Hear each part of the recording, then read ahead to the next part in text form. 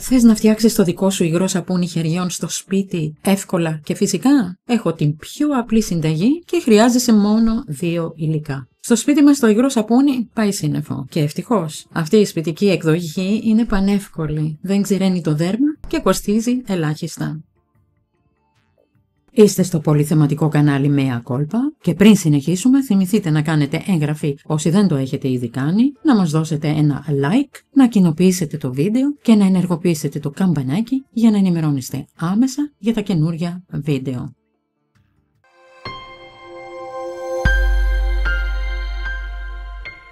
Δύο σαπούνια των 100 γραμμαρίων. 3 λίτρα νερό σε 2 δόσεις των 1,5 λίτρου.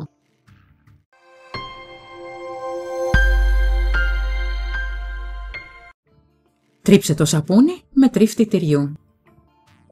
Βράσε τη μισή ποσότητα νερού σε κατσαρόλα και μετά χαμήλωσε τη φωτιά ώστε να σιγοβράζει. Ρίξε το τριμμένο σαπούνι στο νερό που σιγοβράζει. Ανακάτεψε αργά μέχρι να λιώσει εντελώς το σαπούνι.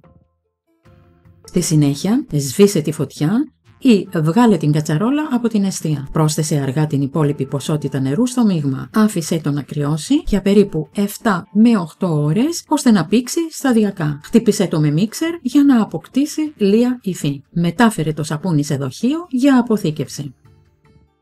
Το αποτέλεσμα είναι ένα φυσικό, οικονομικό υγρό σαπούνι που δεν ξηραίνει το δέρμα και φτιάχνεται πανεύκολα στο σπίτι. Αν θέλετε να παραγγείλετε κάποια από τα προϊόντα που αναφέρονται σε αυτό το βίντεο, θα βρείτε τους σχετικούς συνδέσμους από κάτω. Και επειδή στο κανάλι μας υπάρχουν και άλλα βίντεο σχετικά με το θέμα που μόλις ασχοληθήκαμε, σας προτείνω να δείτε μερικά. Οι σύνδεσμοί τους βρίσκονται από κάτω στην περιγραφή.